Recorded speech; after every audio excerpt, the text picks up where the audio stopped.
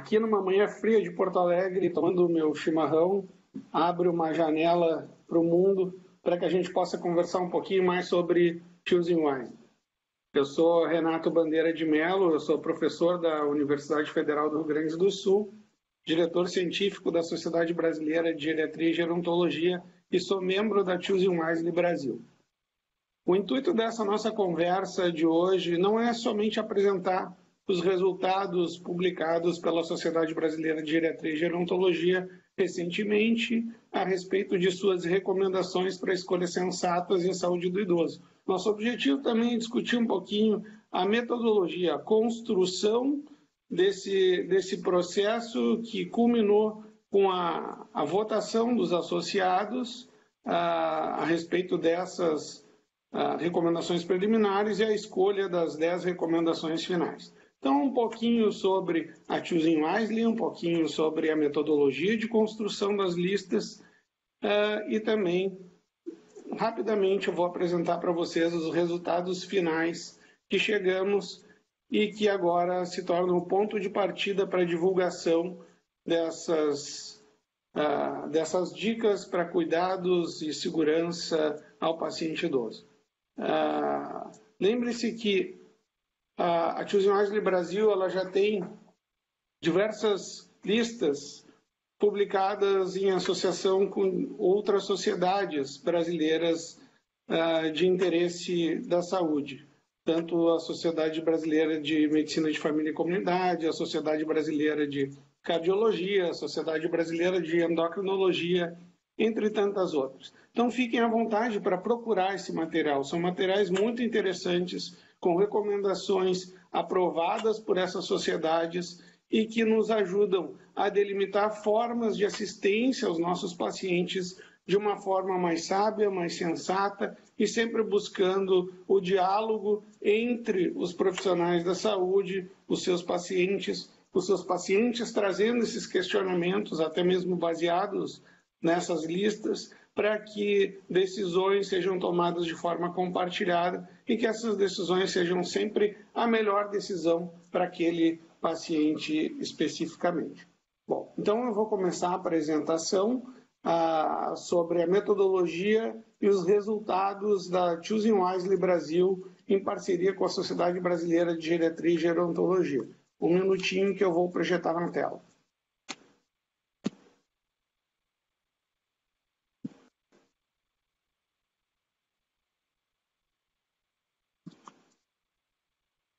Sempre há um pequeno delay entre a projeção, então aguardarei uns segundos até que comece propriamente a apresentar o tema.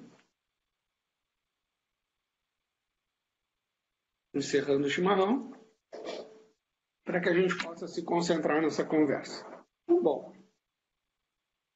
lembrando os objetivos primordiais da Choosing Wisely. A Choosing Wisely tem como objetivo principal promover a conversação entre clínicos e pacientes. Isso sempre com embasamento crítico na evidência científica, buscando a evidência científica mais robusta, a evidência científica que que demonstre impacto clínico das situações testadas, reais impactos clínicos, e que também, através desse embasamento crítico da evidência científica, a gente busca dados que nos permitam avaliar questões de segurança, a efetividade dos tratamentos em si. Lembrando que a Choosing Wisely ela não tem como objetivo principal substituir diretrizes. O objetivo é gerar questionamentos, é gerar debate a respeito de condutas que são frequentemente tomadas no dia a dia, na prática clínica, e que, porventura, possam, eventualmente, não ser tão apropriadas assim, ou não tão sensatas assim. E tem como cerne principal a segurança do paciente, evitar o dano iatrogênico, focando naquilo que realmente é necessário, no verdadeiramente necessário. Essas recomendações devem gerar debates sobre as escolhas sensatas. Elas não são, como eu disse, uma diretriz. Elas não têm a intenção de ser impositivas. As recomendações, elas estão ali para gerar pensamento, repensamento, debate, ajustes, enfim. O nosso objetivo nunca é solidificar um conceito de forma extremamente verdadeira. E sim, como eu falei e repito, devido à importância disso, gerar debate, gerar questionamento. Fazer com que a gente pense 2, 3, 4 vezes antes de tomar uma decisão, considerando todos os pontos em cena, principalmente a decisão centrada no paciente, os benefícios, potenciais benefícios daquela indicação, daquele exame diagnóstico, daqueles procedimentos, do tratamento, aquele paciente, ponderando para os potenciais riscos que essas decisões podem gerar, para que se possa colocar numa balança e tomar a melhor decisão clínica, com raciocínio clínico amplo e embasado em ciência. Portanto, a Choosing Wisely, num sistema de engrenagens, o objetivo principal dela, ao girar a roda, é mover a qualidade assistencial de forma positiva, elevar a qualidade assistencial para que, consequentemente, o paciente seja beneficiado, para que o benefício clínico e a segurança sendo ponderados gerem resultados positivos para o paciente. Sempre lembrando das limitações, sempre lembrando do impacto clínico real das condições e dos potenciais iatrogênicos das decisões que nós tomamos. Mas um dos cernes da nossa conversa hoje, imagino vocês todos aqui interessados no tema da Choosing Wisely já conheçam um pouco dos seus objetivos e das suas necessidades de divulgação e de crescimento. Então, o objetivo principal dessa conversa é que a gente entenda como se faz uma lista, né? A partir de orientações gerais da Choosing Wisely Brasil, para que haja uma metodologia replicável e que possa, enfim, gerar recomendações que representem o cerne dos objetivos primordiais da Choosing Wisely. Basicamente, se recomenda que, a partir do momento que se decide criar uma lista, e essa decisão ela parte de um princípio básico, de um primeiro passo, que é identificar a necessidade.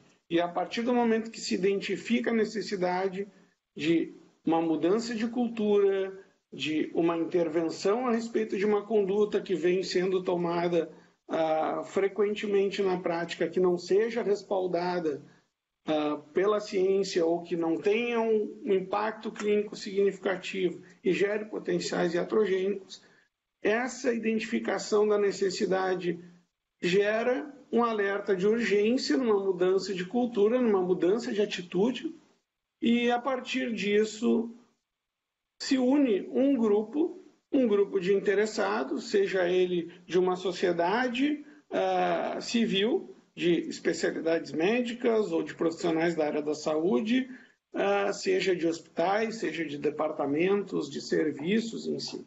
Esse grupo se reúne. E é muito importante que essas pessoas que vão compor o grupo principal de debate e de construção dessas recomendações seja representativo do grupo ao qual ele pretende se direcionar. Não só representativo, que ele tenha essas pessoas que compõem o grupo, tenham um papel de liderança, tenham um papel que tenham experiência no tema, que tenham expertise, que tenham conhecimentos, mas que também possam, acima de tudo, representar os demais dentro desse grupo, que tem essa característica de liderança, de conhecimento técnico, de representatividade. Esse grupo de pessoas se reúne para desenvolver essas recomendações em várias etapas, como eu vou mostrar para vocês, através da experiência da Choosing Wisely Brasil e a SBGG, que é a Sociedade Brasileira de Geriatria e Gerontologia. Se desenvolve uma lista preliminar de diversas recomendações, com seus respectivos racionais teóricos, justificativas e as referências bibliográficas. E, obrigatoriamente, essa lista preliminar deve passar por uma consulta popular ou uma consulta direcionada ao alvo principal dessas recomendações. Por exemplo, dentro da Sociedade Brasileira de Geriatria e Gerontologia, os associados receberam a oportunidade de examinar todas as recomendações preliminares desenvolvidas e votar, apresentando seu grau de concordância a cada uma delas. A partir do momento que esse grau de concordância a todas essas recomendações é apresentado, devolvida ao grupo e também junto com esse grau de concordância, comentários são oportunizados em espaços específicos para isso, a lista retorna ao núcleo de discussão para que ele possa avaliar quais foram as recomendações mais bem ranqueadas, mais bem vistas, em que os associados identificaram a maior necessidade de propagação, não só dentro do seu grupo, mas também, claro, com uma validade externa que possa ajudar outros colegas de outras especialidades ou de outras profissões da área da saúde e que, porventura, possam, diante dessa lista, aprender ou reforçar os seus conhecimentos ou provocar os seus pensamentos para que ele possa tomar decisões mais sábias, decisões mais sensatas. Então, a lista volta ao CERN, né, ao grupo líder da ação, que vai avaliar uma dessas recomendações, revisá-las e aí compilar as 10 primeiras ou as 5 primeiras, idealmente as 5 primeiras, as top 5, recomendações daquele grupo, representativas daquele grupo, por exemplo, a SBGG, por exemplo, a SBC, e publicar essa lista para que todos tenham acesso. E antes de entrar propriamente no tema, ressaltar que a publicação ela não é o final do processo de trabalho, ela é a conclusão da primeira etapa.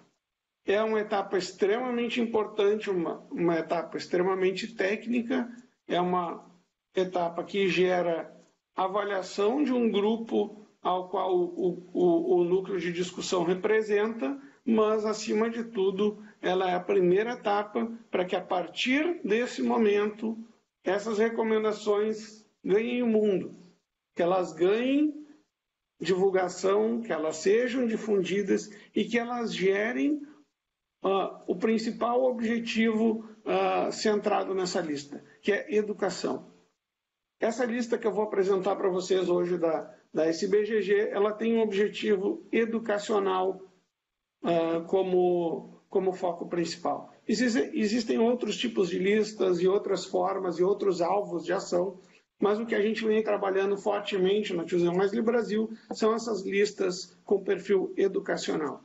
Então, a etapa principal não é a publicação, e sim atingir o objetivo de educar cada vez mais os profissionais da área da saúde ao pensamento crítico, ao pensamento para que se tome decisões sensatas, escolhas sensatas ao paciente. Bom, lembram do primeiro passo que eu falei, que é a identificação da necessidade. E a partir da identificação da necessidade, o apontamento de que há urgência em se discutir alguns temas.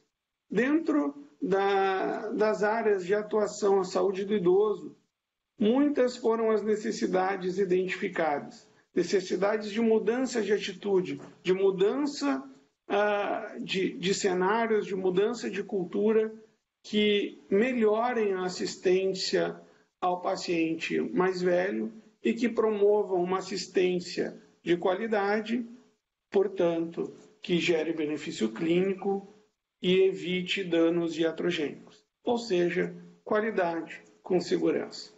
A partir do momento que se identificaram esses pontos de maior necessidade e de urgência, a Choosing Wisely apresentou, eu apresentei, representando a Choosing Wisely Brasil, no Conselho Federal de Medicina, na Câmara Técnica de Geriatria, a ideia de instituir essa iniciativa dentro da sociedade, para que a gente pudesse, dentro de um grupo representativo dos associados, discutir temas relevantes e que potencialmente estejam sendo utilizados de forma não tão apropriada, ou as indicações de tratamentos, diagnósticos, procedimentos não tão embasadas na evidência ou situações que porventura podem colocar o paciente idoso em risco. E esse é uma grande preocupação quando a gente pensa em pacientes vulneráveis, em idosos frágeis.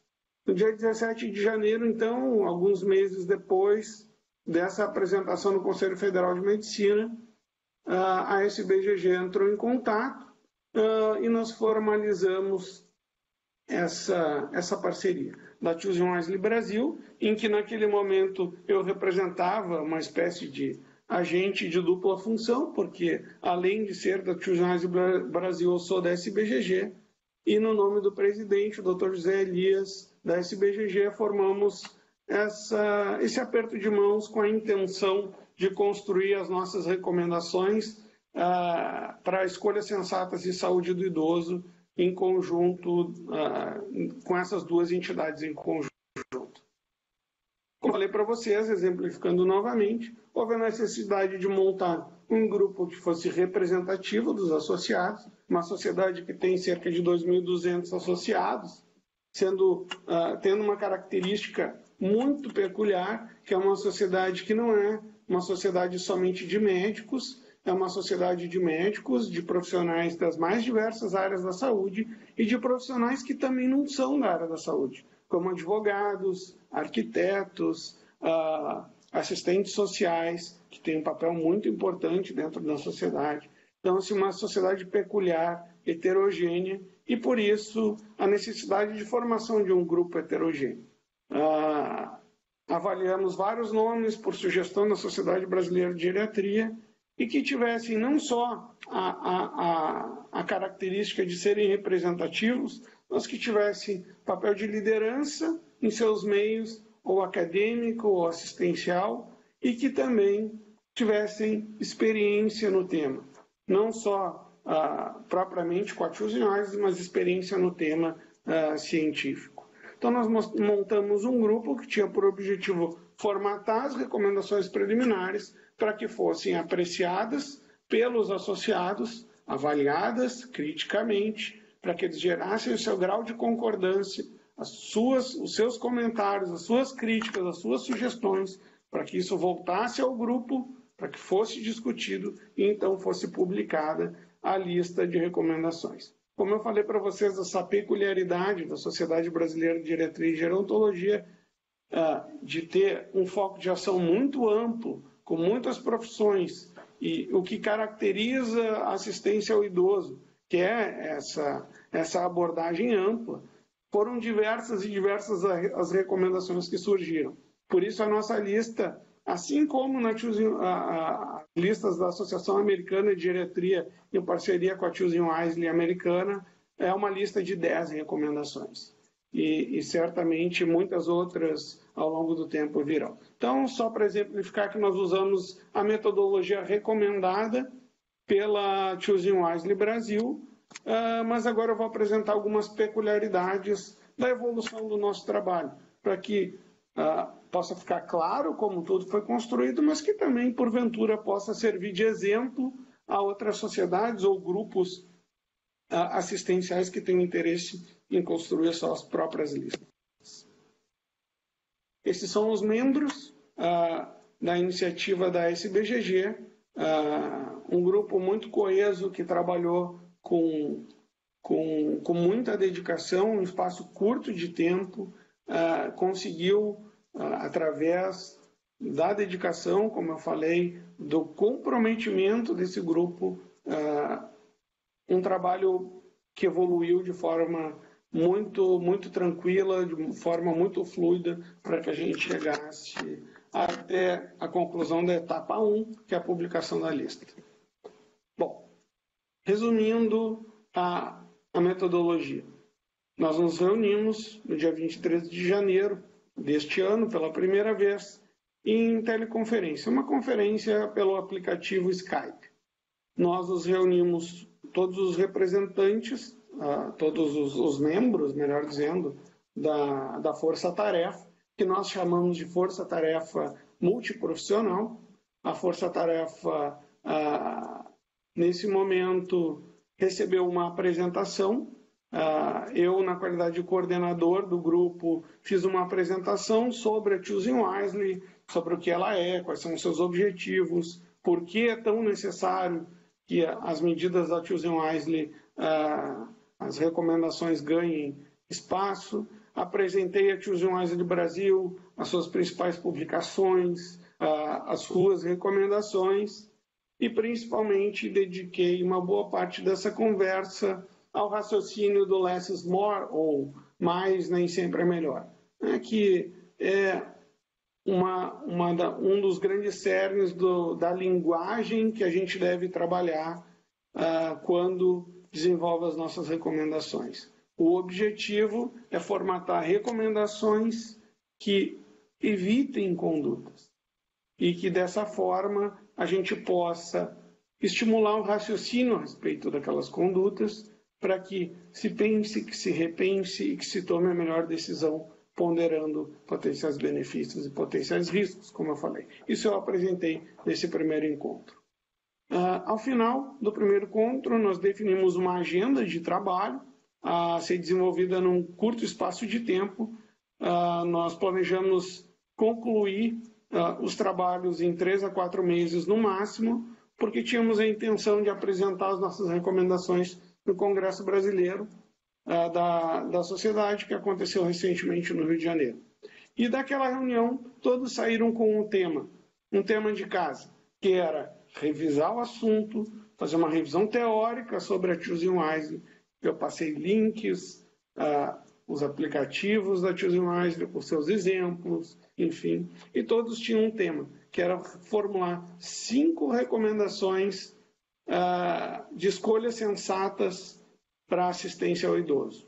E todos deveriam, num espaço de 1 semana, enviar essas recomendações para que eu compilasse em uma planilha, sendo que cada um dos membros não tinha acesso ao que o outro estava fazendo, promovendo um certo cegamento nessas recomendações.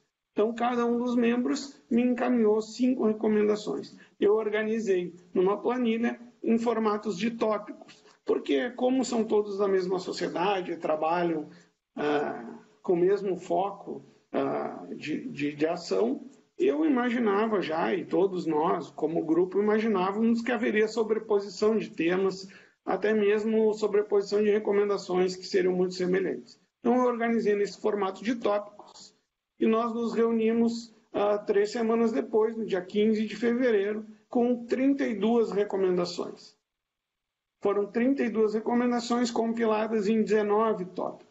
O grupo, em teleconferência por Skype de novo, deliberou sobre cada uma dessas recomendações, até que a gente excluísse algumas, incluísse outras, porque ideias iam surgindo ao longo do debate, e ao final dessa segunda reunião, nós tínhamos 42 recomendações. E essas 42 recomendações, elas representavam 20 categorias, porque muitas delas diziam respeito ao mesmo tópico, ao mesmo assunto e tinham a mesma intenção. Então, ao todo, nós tínhamos 20 categorias de recomendações potenciais. Todos receberam a planilha em seguida, com essas 42 recomendações, para que estudassem, avaliassem cada uma dessas recomendações individualmente, fizessem suas considerações, tudo isso trabalhando também dentro do Google Drive, um Drive compartilhado, em que as pessoas poderiam editar ou fazer o upload de suas considerações e isso chegasse em tempo real a todos os membros do grupo, para que no dia 1º de março a gente voltasse a discutir. Essa lista de 20 recomendações, de 20 tópicos, melhor dizendo, foi esmiuçada e cada um dos tópicos ficou com uma recomendação representante. Por exemplo, o tópico 1 que falava sobre solicitação de exames laboratoriais, tinha 5 recomendações. A mais representativa das 5, deliberada por todos os membros do grupo, representaria esse tópico. Então, ao cabo dessa discussão, no dia 1º de março, nós tínhamos 20 recomendações. E essas 20 recomendações deveriam ser agora avaliadas para que se construísse um racional teórico, justificativas para que essa recomendação fosse feita e também, diante do possível, que se apresentasse alternativas quando se evita essa determinada conduta. O grupo foi separado em 4 subgrupos e esses 4 subgrupos deveriam, cada um deles, justificar e fazer o seu racional teórico referenciar 5 recomendações. Os grupos trabalharam de forma independente e enviaram, e à medida que desenvolviam as suas justificativas, os seus referenciais, enviavam a mim como coordenador do grupo para organizar o conteúdo que aparecia. O grupo trabalhou em todas essas recomendações até que elas estivessem fundamentadas cientificamente. No dia 15 de março, o grupo novamente se reuniu, agora já com todo o texto pronto, com o racional teórico, a recomendação, o seu racional teórico, suas justificativas e suas referências, para deliberar e aprovar essas recomendações e também os textos da justificativa e as referências, para que o próximo passo fosse apresentar aos associados essa lista preliminar, para que ela pudesse ser devidamente avaliada e votada pelos associados. 2 recomendações foram retiradas da lista final após a deliberação do grupo. Então, ao final, nós tivemos uma lista de 18 recomendações. Essas 18 recomendações, com elas em mão, foi desenvolvido um questionário eletrônico no Google Forms, que nos permitia encaminhar o link aos associados pelas possíveis vias disponíveis dentro da sociedade, a sua newsletter semanal, as redes sociais e o site oficial da Sociedade Brasileira de Geriatria e Gerontologia. Lá os associados poderiam clicar nesse link, colocar os seus dados para identificação, seu e-mail e alguns dados principais. E aí, uma a uma das recomendações, respeitando este cabeçalho que aqui apresento, essas instruções para a escolha de atitudes a evitar, respondesse uma a um dos questionamentos feitos. Então, foram apresentadas essas 18 recomendações, em que o associado poderia dar a nota 0, quando ele discordava plenamente daquela recomendação, ou nota 10, quando concordava inteiramente com aquela recomendação. Sendo que as notas intermediárias representariam o grau de concordância para aquela questão em avaliação. E, ao final, ele poderia fazer comentários gerais sobre cada uma delas, ou comentários direcionados à força-tarefa multiprofissional. Esse era o formato do questionário no Google Forms. Por exemplo, a primeira questão que se apresentava era não utilizar benzodiazepínicos ou antihistamínicos para tratar insônia em idosos. O associado poderia dar nota 10, nota 0, ou qualquer uma dentro dessa gama entre 0 e 10. Abaixo, vocês podem identificar o racional teórico e abaixo a referência que sustentou. Ao total foram, 169 opinantes, o que representa cerca de 8% do total dos associados. Não é um número expressivo, mas é um número de opinantes maior do que se viu em outras sociedades de especialidade e que nós entendemos como representativo do total. Até porque isso gerou em torno de 3.000 opiniões, compilando todas as informações colocadas em banco de dados. Abaixo vocês veem com alguma dificuldade, mas mais para ilustrar, cada uma das recomendações de 1 até 18 e acima, nesse forest plot, vocês conseguem ver a média da nota de concordância daquela recomendação e o seu desvio padrão representado. Vejam que, na média, as notas foram superiores a 9. Né?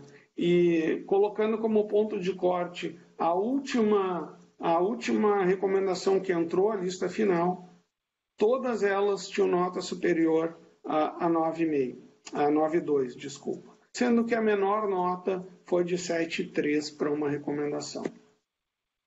Vejam aqui as 18 recomendações e suas respectivas notas. De 9,92, a primeira recomendação, que era não prescrever um novo medicamento sem antes realizar uma revisão aos medicamentos em uso, até a última recomendação, cuja nota foi de 7,33, que era de não solicitar dosagem sérica de vitamina D3 em idosos assintomáticos. Em vermelho circulado as 10 primeiras. Mas, ao avaliar as 10 primeiras, nós identificamos uma recomendação que, em teoria, poderia não respeitar a linguagem do less is more. Apesar da recomendação não negligenciar o cuidado da pele do idoso com síndrome da imobilidade, evitando lesões por pressão, seja muito importante, seja extremamente relevante e seja algo a se pensar à prática, é uma recomendação que indica uma conduta de forma disfarçada. Não negligenciar o cuidado da pele significa cuide da pele. É óbvio que isso é extremamente importante, mas a gente tem que tomar o cuidado para que as recomendações respeitem a linguagem do mais nem sempre é melhor. A recomendação na linguagem de evite. Como o grupo percebeu essa inconsistência de linguagem, novamente houve debate sobre a lista e essa recomendação foi então excluída do rol de recomendações finais. E automaticamente a que estava em 11º lugar subiu à 10ª posição para compor a lista final. Vejam para caracterização, na verdade para demonstração, o gráfico de pizza da frequência das notas. Vejam que essas são as 5 primeiras recomendações.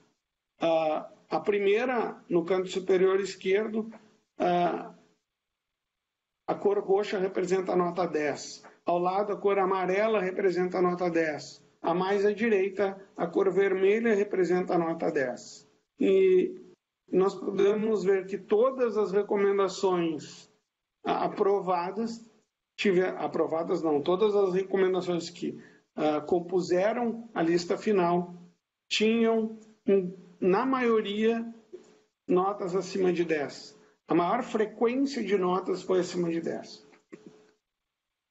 Bom, após a deliberação final, essa foi a lista de 10 recomendações publicadas pela Sociedade Brasileira de Gerontologia, Geriatria e Gerontologia, que eu não tenho o objetivo principal de apresentá-las, porque elas estão disponíveis no site da Sociedade e estão disponíveis também na página do Facebook da Choosing Wisely, da Slow Medicine, da Sociedade Brasileira de Geriatria e Gerontologia, com livre acesso.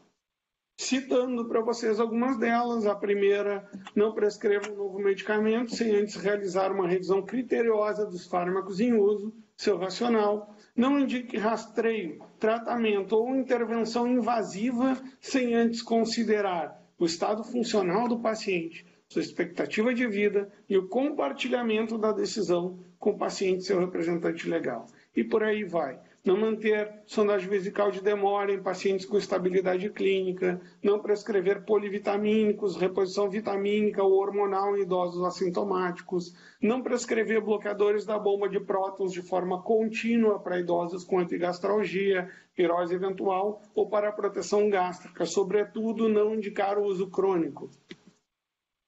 Não prescrever medicamentos com o intuito de atingir hemoglobina glicada menor que 7,5 naqueles idosos diabéticos que já têm declínio funcional estabelecido ou que tenham demência, por exemplo.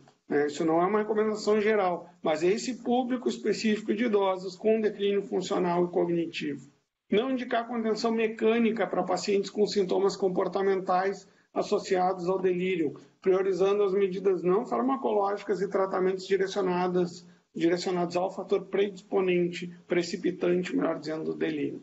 Não recomendar rastreio para câncer de próstata, mama ou colo retal para pessoas com expectativa de vida estimada que seja inferior a 10 anos. Isso principalmente voltado a pacientes já vulneráveis e com declínio funcional em curso. Não indicar benzodiazepínicos ou antihistamínicos para tratar a insônia em idosos. É uma recomendação que tem bastante força, porque é uma prática muito frequente prescrever benzodiazepínicos e antihistamínicos, como prometazina, para tratar a insônia. São tratamentos que não são eficazes e que colocam o idoso em aumento de risco de queda, de deterioro cognitivo, de deterioro funcional, por exemplo. E não prescrever inibidores da acetilcolinesterase para tratar a demência, sem que haja avaliação periódica do potencial benefício e dos efeitos adversos dos medicamentos. Publicamos a lista. Essa é a lista disponível. Procurem, se informem, elas são educativas, não só as da SBGG, procurem as listas da Sociedade Brasileira de Medicina de Família e Comunidade, da de Cardiologia, da de Endocrinologia, dos hospitais brasileiros que fizeram as suas iniciativas. Divulguem. Né? Esse é o primeiro passo, divulgar. Mas é divulgar para que a gente possa aprender, para que a gente possa se educar e educar a outros. Contaminá-los com a ideia da assistência segura, né? Para que a gente possa efetivamente transformar essas listas, essas recomendações em ações práticas. E essas ações práticas, quem sabe em algum momento, possam ser mensuradas para nos demonstrar benefícios reais, para que a gente possa reavaliar as nossas listas, reavaliar os nossos esforços, direcioná-los de melhor forma ou redirecioná-los de melhor forma. Mas o principal é divulgar essas listas para que a gente possa debater, para que a gente possa discutir, para que a gente possa repensar, ponderar, debater, discutir, repensar e ponderar. E assim, sucessivamente, continuamente, em todas as nossas ações do dia a dia, diante daqueles que tanto precisam da gente. Essa é a minha apresentação de hoje. E que ela ficará disponível nesse post, nas páginas das entidades interessadas. E lá vocês podem perguntar, podem fazer colocações, discussões, perguntas, e que, na medida do possível, o grupo da Choosing Wisely Brasil vai respondendo. Ou um de nós, ou a Choosing Wisely propriamente dita. Nesse momento, eu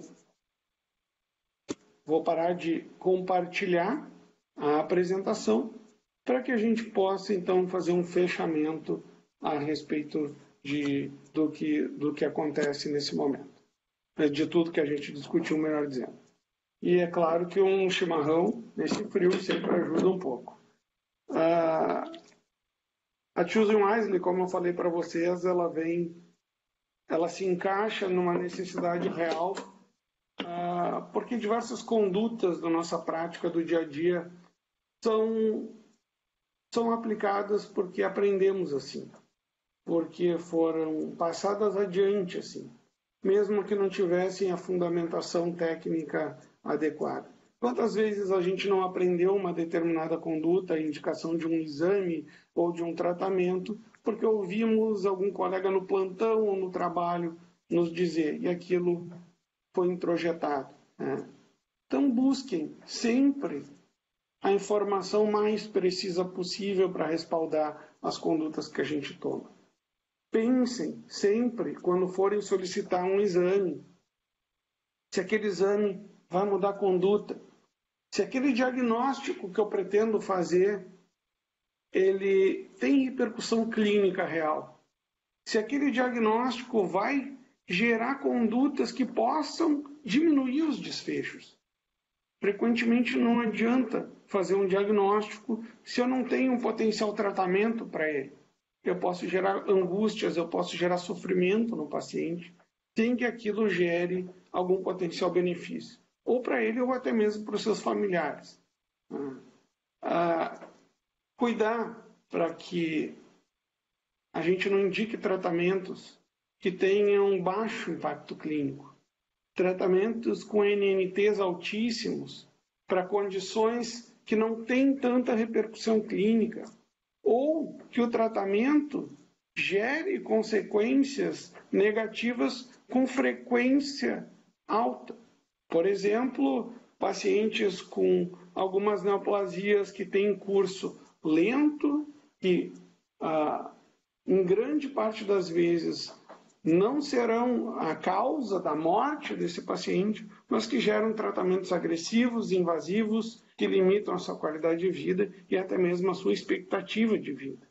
Já há evidências robustas de ensaios provenientes de ensaios clínicos randomizados que demonstram que em algumas situações da prática médica a conduta expectante gera maior sobrevida e gera principalmente melhor qualidade de vida associada à doença. Então pensem, repensem, sejam críticos, acima de tudo, a respeito de toda e qualquer conduta que a gente toma no dia a dia. É claro que muito do que a gente faz gera benefícios significativos aos pacientes, com baixo risco ou que esse potencial benefício seja maior, se sobreponha aos potenciais riscos. É claro que sim. Mas existem ainda muitas condutas que nós tomamos no dia a dia, muitas decisões que não são tão sensatas, pelas razões que hoje a gente conversou. Falta de respaldo científico, baixo impacto clínico e iatrogenia e dano secundário. Tanto danos diretos quanto danos indiretos, psicológicos, enfim, diversos aspectos que a gente, sim, precisa considerar, sim, precisamos ser críticos e precisamos raciocinar clinicamente cada vez de forma mais aprofundada. Esses são os objetivos principais da Choosing Wisely. Fazer com que a gente pense, que a gente busque a educação, que a gente busque a excelência do atendimento, que é cuidar das pessoas, oferecer tratamentos que tenham benefícios reais e sempre ponderando os potenciais riscos desses tratamentos e discutir todos esses pontos com o nosso paciente, informá-lo para que ele também possa, em conjunto com o profissional que o atende, tomar a melhor decisão possível. Tomar e optar por uma escolha sensata. Eu acho que é isso que eu tinha para dizer para vocês hoje. Espero que tenha sido proveitoso. E, ao gole do meu chimarrão, me despeço. Um grande abraço. Até uma próxima.